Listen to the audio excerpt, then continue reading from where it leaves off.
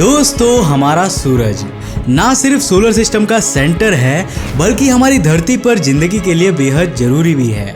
सूरज से मिलने वाली एनर्जी ही धरती पर चलने वाली अनगिनत प्रोसेसेस के लिए जरूरी है।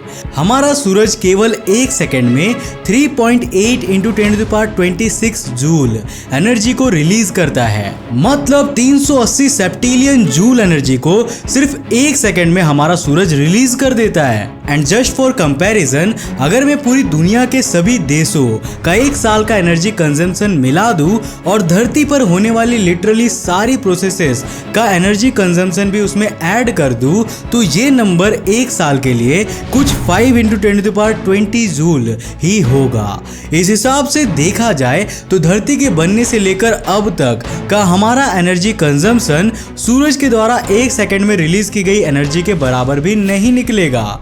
हमारे सूरज का एज करीब 460 करोड़ साल है और वैज्ञानिकों के माने तो हमारे सूरज के साइज के किसी भी स्टार का औसतन एज करीब 1000 करोड़ साल हो सकता है। इसके बाद इसमें सुपरनोवा एक्सप्लोजन होता है और उसकी कोर अपने आप में ही कोलैप्स होकर एक व्हाइट ड्वार्फ या न्यूट्रॉन स्टार या फिर एक ब्लैक होल बना लेती है। जी हाँ, मैंने अपने एक पिछले वीडियो में आपको बताया था कि वैज्ञानिक अभी तक ब्लैक होल के फॉर्मेशन का असल रीजन नहीं जान सके हैं, लेकिन किसी स्टार में सुपरनोवा एक्सप्लोजन होने के बाद उसका ब्लैक होल में बदल जाना, ये ब्लैक होल के बनने के पीछे की एक थ्योरी कही जाती है। वैसे क्या आपने कभी ये सोचा है कि अगर हमारे सोलर सिस्टम का सेंटर सूरज की जगह कोई ब्लैक होल होता तो इसका हमारे लाइफ पर क्या असर पड़ता? क्या ऐसे में हम इंसान जिंदा रह पाते? क्या एक ब्लैक होल के चारों ओर जिंदगी की संभावना है? और क्या एक ब्लैक होल हमारे कुछ काम भी आ सकता है? इन सारे सवालों के जवाब आज के इस वीडियो में हम जानने वाले हैं, तो आज के इस वीडियो को बिल्कुल एंड तक जरूर देखना। तो हेलो गाइस, मैं हूं कौशिक और चलिए शुरू करते हैं आज के इस नए एपिसोड को। दोस्तों, ब्लैक होल्स को हमेशा से ही बहुत ही डरावने ऑब्जेक्ट्स के रूप में दिखाया जाता है।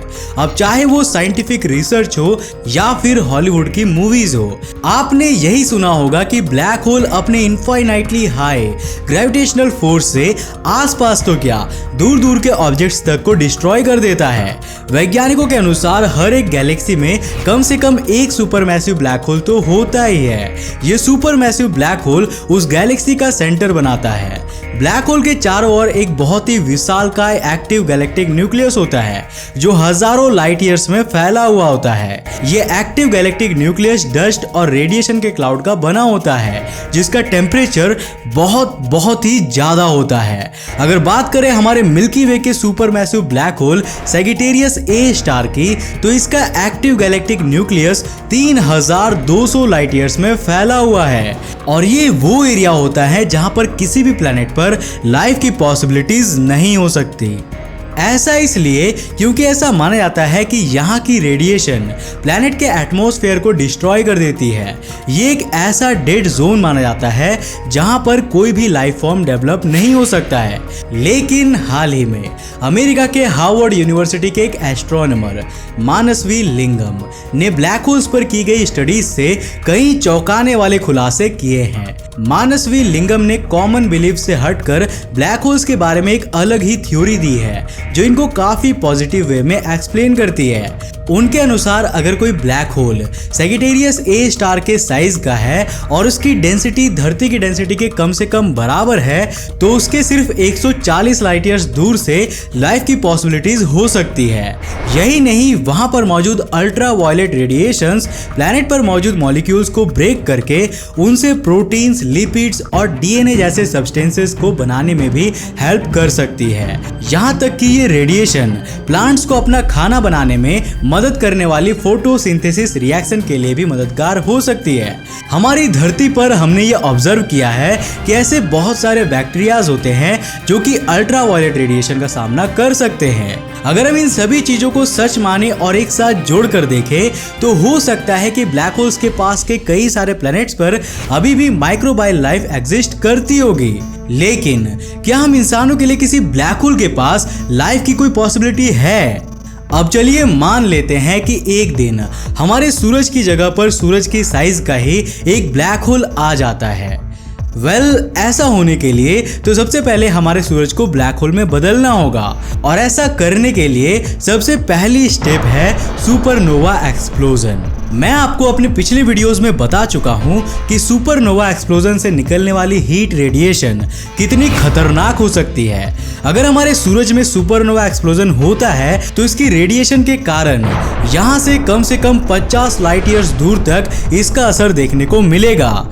इसका मतलब हमारे सोलर सिस्टम में कुछ भी नहीं बचने वाला और वैसे भी हमारी धरती तो सूरज के काफी नजदीक है। फिर भी चलिए मान लेते हैं कि सुपरनोवा एक्सप्लोजन के बाद भी धरती बच जाती है और यहाँ पर रहने वाले जीव भी बच जाते हैं। इसके बाद हमारा सूरज धीरे धीरे व्हाइट ड्वार्फ में बदल जाएगा। लेकिन हम यहाँ बात कर रहे हैं ब्लैक होल की। एक एस्टिमेट के मुताबिक अगर हमारा सूरज एक ब्लैक होल बनता है तो इसका डायामीटर कुछ 6 किलोमीटर का ही बचेगा।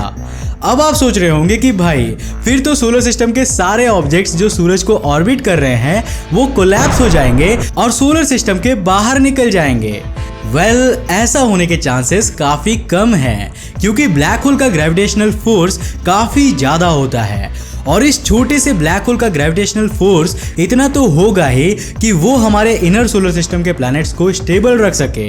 पर सुपरनोवा एक्सप्लोजन के बाद ब्लैक होल के बनने का मतलब है कि अब हमें सूरज की रोशनी नहीं मिलने वाली और सारा सोलर सिस्टम अंधेरे में समा जाने वाला है। हमारा सूरज हमें सिर्फ रोशनी ही नहीं देता बल्कि ये हमारी धरती पर एनर्जी का सबसे बड़ा सोर्स भी है। सूरज के साइज के स्टार से बनने वाले ब्लैक होल से जितनी एनर्जी निकलेगी उसमें से धरती पर सिर्फ 900 जूल पर सेकेंड की एनर्जी ही पहुंचेगी। इतनी कम एनर्जी के कारण धरती पर मौजूद पेड़ पौधों में होने वाली फोटोसिंथेसिस की रिएक्शन रुक जाएगी और वो कुछ ही दिनों में खत्म हो जाएंगे। हम इंसान और दूसरे जानवर धरती पर मौजूद दूसरे एनर्जी रिसोर्सेस का इस्तेमाल करके कुछ दिनों तक तो जिंदा रह लेंगे, लेकिन फिर हमारी कहानी भी खत्म हो जाएगी। अगर बात करें समुद्र में रहने वाले जीवों की तो वो हमसे थोड़ा सा ज्यादा समय तक सरवाइव कर लेंगे, लेकिन यहाँ सबसे ज्यादा समय तक जो जीव जिंदा रह सकेंगे वो है जमीन के अंदर रहने वाले बैक्टीरिया। ये जीव उस कंडीशन में भी अपने आप को ढाल सकते हैं और यही कारण है कि वो वैसी कंडीशन में भी कई हजार सालों तक रह पाएंगे। इतनी कम एनर्जी के कारण हमारी धरती बर्फ के गोले में बदल जाएगी। इसका सबसे बड़ा रीजन ये है कि आज हम सूरज के हैबिटेबल जोन में रहते हैं, लेकिन ब्लैक होल की छोटी साइज के कारण हम उसके हैबिटेबल जोन में नहीं रह पाएंगे। ऐसे में हो सकता है कि हमें प्लैनेट मरकरी पर कुछ चेंजेस देखने को मिले और वो हैबिटेबल बनने लगे, लेकिन ऐसा होने में भी कई करोड़ सालों का समय लगेगा। अगर हम अपने सूरज से 1000 गुना ज्यादा बड़े ब्लैक होल के पास भी रहे तो भी वो हमें इतनी एनर्जी मुहैया नहीं करा सकती जिससे कि हम सब जिंदा रह सके। तो ऐसे में हमारे पास क्या ऑप्शन बचता है? ऑप्शन ये है कि हम इंसान वो दिन आने के पहले ही अपने लिए दूसरा ठिकाना ढूंढ ले। हमें एक ऐसे ग्रह की खोज करनी होगी जहां पर लाइफ की पॉसिबिलिटीज तो हो ही, इसके साथ उस सोलर सिस्टम का सूरज भी काफी यंग होना चाहिए जिससे कि यहाँ के मुकाबले हम वहां पर कुछ करोड़ साल तक ज्यादा सरवाइव कर सके।